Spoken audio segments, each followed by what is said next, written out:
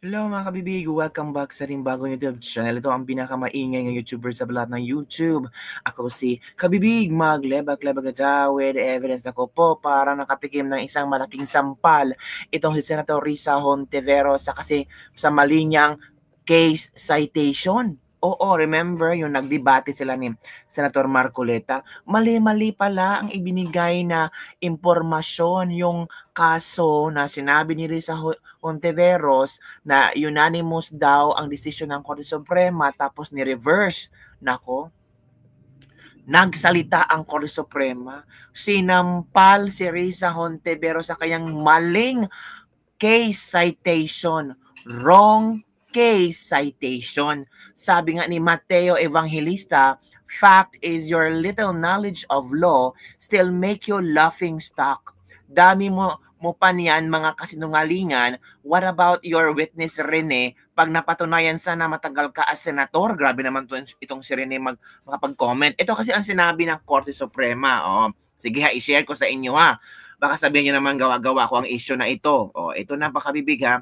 Sa Batas PH, i-share nila ang komento ng Korte Suprema. O, ito o.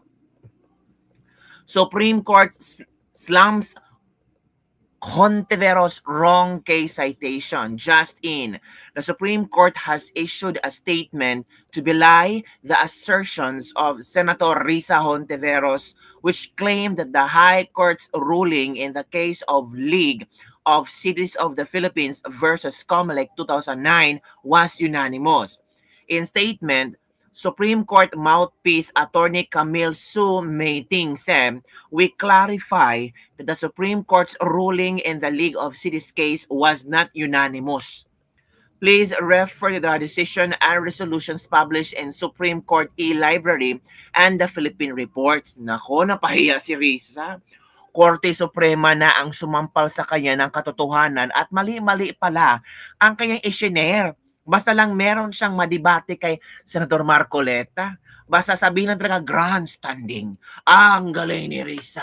Ang talino ni Risa. Pero ngayon, yung katalinuhan ni Risa sinampalang. Hindi sinampalang, kundi pinasabog ng Korte Suprema. The Supreme Court was uncertain as to the source of the claim that the decision was unanimous. So, sabi ng Korte Suprema, hindi namin alam kung saan nakuha ni Risa Hontiveros yung kanyang nalaman na unanimous daw ang desisyon. Halaka. This comes after Hontiveros, during the heated Senate debate on Vice President Sara Duterte impeachment on Wednesday, cited the ruling in the League of Cities of the Philippines versus COMELEC 2009, an international service for the acquisition of agri-biotic applications incorporated et al. Versus Greenpeace Southeast Asia 2016, in claiming that the Supreme Court in Bank has unanimously reversed its original decision in motion for reconsideration. Ngayong araw na to, nagsalita si Risa din. Sabi ni Senator Risa Hontiveros, upon checking again, many reversals in the League of Cities decision were not decided unanimously. Nag-react na si Risa. Pasensya na, nagkamali siya. The fact remain. Pero kahit sinabi niya nagkamali siya, pero ang katotohanan, at least one unanimous case was reversed in Bank, and it is not unheard of. The case of international service for the acquisition. Sinabi niya, this is a reminder that no one is immune from error. The most important thing is to correct it. Pero mahirap naman po, Senator Risa Hontiveros, na pupunta ka sa Senate hearing or sa isang debatehan na hindi ka handa at meron ka namang mga personnel na pwedeng magbigay sa iyo ng totoong impormasyon. 'Di ba? Mahirap lang naman, 'di ba, mga kabibig? Kasi ang iba, makikita nila na pag senador talagang maraming alam kasi gagawa kayo ng batas, 'di ba? So, buti na lang talaga na itanong ni Senator Marcoleta kung ito ba ay desisyon ng Supreme Court Division or en banc. At dahil doon, sabi mo mag-research ka pa, pero sabi mo unanimously talaga. So doon talaga na-shoot si Risa Hontiveros. At lalong na-shoot si Risa Hontiveros sa banga, hindi pala bangag, kasi nagsalita ang Korte Suprema. Sabi ng Korte Suprema, Hindi namin alam kung saan yung kinuha or anong source din sa Hontiveros na nag-claim siya na ang decision was unanimously. Nako, yun na, kabibig. Yun na ang sabi, hirap talaga. Oy, so, ito kabibig ha, ito yung reaction ni, ni Banat Bay. O si Banat Bay may reaction din dyan. O during the debate reaction video ni Banat Bay, hinana pala yung ni Banat Bay yung mga sinasabi ni Risa Hontiveros at ito ang napansin ni Banat Bay. Ito na. A unanimous decision in a lot of instances before. Ito yun. Dalawa lang po ang ibibigay kong halimbawa. League of Cities of the Philippines versus COMELEC. Original decision 2008, reversal on motion for reconsideration 2000. Ano sabi niya? Unanimous daw. Ano nakasulat dito? Mag-Google kayo. Makikita nyo ito. O mas maganda kay ChatGPT nyo ito. Initial decision November 18, 2008. The Supreme Court voted 6-5. Putang inasabi ko. Napamura ako nung nabasa ko to. Hindi ko minumura si Hontiveros ha. Napamura lang ako as an expression. Kasi sabi ko, sinungaling itong ni-research ko. Bakit? Sabi dito, the Supreme Court 6-5 declared unconstitutional the cityhood laws of 16 municipalities. 6 over sa 5. So panalo yung nagsasabing unconstitutional. Okay? Panalo. Kasi nga, 6 sa 5. Therefore, di siya unanimous. A unanimous decision in a lot of instances before. Ito yun, Dalawa lang po ang ibibigay kong halimbawa. League of Cities of the Philippines versus COMELEC. Original decision 2008, reversal on motion for reconsideration 2000. Ano sabi niya? Unanimous daw. Ano nakasulat dito? Mag-Google kayo. Makikita nyo ito. O mas maganda kay ChatGPT nyo to. Initial decision November 18, 2008. The Supreme Court voted 6-5. Putang ina. So yun kabibig. Doon pa lang nagkamali na si Hontiveros. Pero inamin naman ni Senator Hontiveros na nagkamali siya. Human error yun. Diba? Sabi ni Michael Bajo, take note, Senator Hontiveros, you should might as well own up to this mistake. Reprimand your researcher and tell your supporters that you made a mistake so that they will too not believe your erroneous justification. Nasalita na po si Senator Hontiveros at inamin niyang nagkamali sila. Her phone searching for answer betrayed her. How will she save her face from this? Grabe na lang.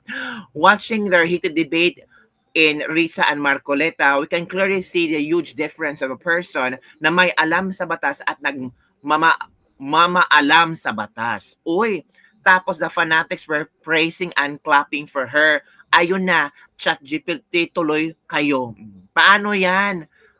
Na mali-mali pala yung citation, wrong case citation pala itong si Risa. Well, ganun talaga, magkakamali talaga ang tao, nobody's perfect. Pero, sabi ng iba, kung susulong ka sa isang gera, dapat nakahanda ka talaga every now and then. Kaya nga sabi ni Senator Marcoleta, palagi siya nakasapatos kasi ayaw niyang matinik. Diba? So, Marcoleta is an example of a senator na hindi susulong sa isang giyera na hindi handa, mga kabibig. Ito naman ang sabi ni Crisette Laureta Chu. My suggestion to Risa Hontiveros to prove her haters wrong is that she attends Senate sessions without once looking at index card or her phone and her team sitting far from her. Her critics kasi say that Risa can deliver prepared speeches, but when questioned or when debating, di na niya kaya. Hence her massive mistakes about the cases, jurisprudence she mentioned during the Senate hearing, which is now being questioned by the Supreme Court. Di kasi siya prepared when quizzed.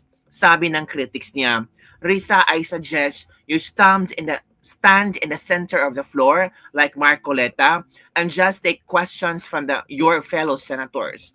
First day pa lang sa Senate ni Marcoleta, ginawa niyang parang last day of Risa Hontiveros' credibility. Kaya she needs to immediately save herself. So if I were Risa, I'll prove all these haters wrong by debating head-to-head without notes, index cards, telegram messages, and if she uses ChatGPT or uses it without ChatGPT, if she can do this, pwede siyang mangarap maging presidente. Oy, grabe si Crisette, ha? Totoo naman, di ba? Prove mo na kaya mo kasi senador ka. Binoto ka kasi gumagawa ka ng batas. Tapos, ChatGPT sabi ng iba dyan. O, eto ha. Ito yung example ng debatihan na Marcoleta at ni Risa Hontiveros. Let's watch this one. Ang tanong tuloy ng marami, realistic ba yan? Paano kung ang impeachment ay laban sa mataas na opisyal na kayang-kayang magtago ng ebidensya o manakot ng mga potential witness? Bakit humaba yata ang checklist ng proteksyon para lang sa impeachable officials? Samantalang ang taong bayan na nagtatanong, na naniningil ng pananagutan, sila pa ang pinahirapan. Sila pa ang nadagdagan ang requirements. Kung ang usapan naman ay due process, hindi ba't ang mismong impeachment trial na nga ang mismong venue para doon? Maririnig ang dalawang panig. May ebidensya, may magdedepensa. That is due process. So what are we afraid of? Sinabi po ba ng Supreme Court na wag na kayong mag-impeach? Hindi po. Binigyan po tayo ng guidelines. Alam po ba ninyo kung bakit binigyan na ng guidelines ng Supreme Court kung paano mag-impeach? Kasi po, Mr. President, if you recall, the Supreme Court issued a notice on July 8, 2025, requiring at least 11 information from the House of Representatives and the Senate. The Senate made a manifestation na wala po kaming maibibigay sapagkat lahat po niyan ay makukuha ninyo sa House of Representatives. Alam po ba ninyo na 4 sa hinihingi ng Supreme Court ay nandun po sa puso ng due process? Ano po yung hinihingi? Sinabi lamang po ng Supreme Court, pwede bang ibigay nyo sa amin kung lahat ng miyembro ng House of Representatives ay binigyan ninyo ng kopya at kailan? Pwede bang ibigay nyo sa amin ang timing kung kailan nyo ibinigay at binigyan, kung paano nyo sila binigyan ng pagkakataong mabasa yung impeachment complaint? Pwede nyo bang ibigay sa amin kung every article of impeachment ay nakalagay doon ang mga dokumento na nagpapatibay ng artikulo? Pwede nyo bang ibigay sa amin kung nagkaroon sila ng pagkakataon talaga na mabasa yung impeachment complaint? Alam po ba ninyo kung anong sagot ng Solicitor General in behalf of the House of Representatives? Ito po yung sagot nila. It is the position of the House that these matters pertain to its internal proceedings, which have always been regarded as beyond the jurisdiction and scrutiny of this honorable court. Sa Tagalog po, wala po kayong pakialam dito sa amin.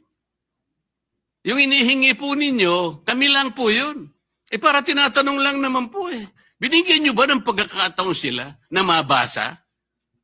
Bakit? Mahirap po ba sagutin yun?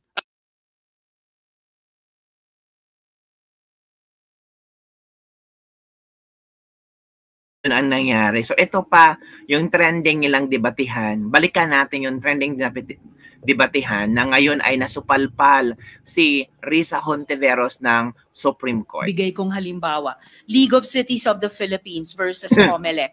Original decision 2008, reversal on motion for reconsideration 2009. Isa pa pong halimbawa, International Service for the Acquisition of Agri-Biotech Applications Inc. o ISAA et al. Versus Greenpeace Southeast Asia.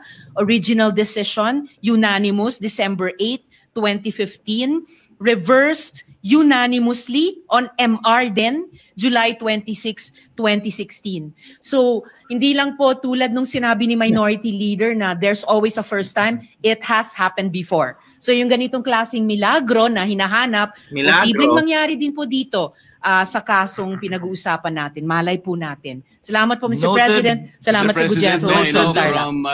Entered into the record.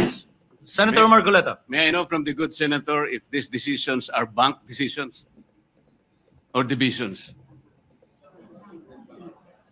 Yes, Mr. President, unbanked decisions po. Well, you have to cite the Gladly cite the GR number po bang hinihingi, Mr. President? Pagka sinabi pong bank, lahat po ng members ng Supreme Court, 15 of them, unanimous. To Kasi reiterate po, baka, what baka division lang yan, 5 lang yun. Hindi po No, bank Mr. yun. President, to reiterate what I already said, mga ano po ito, mga reversal ng unanimous Supreme Court decisions. Yes, but I am At sa asking for dalawang qualification, halimbawang Mr. President, binigay ko whether po these are on bank decisions or decisions by a division.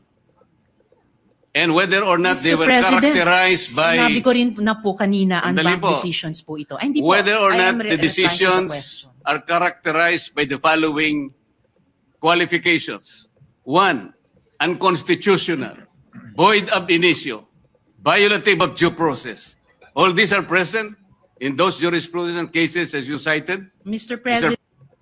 President, bagamat para itong yung pinag-uusapan natin kaninang operative facts, kanina simple lang yung tanong eh. May kaso na po ba na ang Supreme Court sa unanimous decision ay ni-reverse ang sarili nila?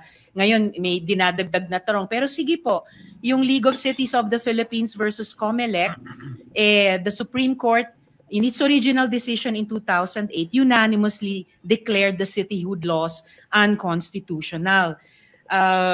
I will have to get more information po on the ISAA reversal of unanimous decision.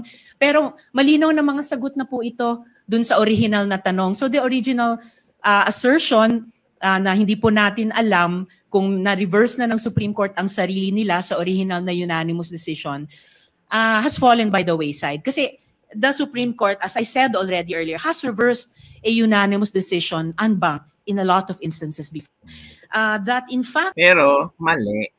Pero ngayon, sinabi ng Korte Suprema na hindi namin alam kung saan niya nakuha yung sources niya na unanimously yung naging decision. Naku, makatikim talaga si Elisa Hontiveros. So yun mga kabibiga, don't forget to like, subscribe, and share this video para sa mga latest trending news na ating pag-usap-usapan.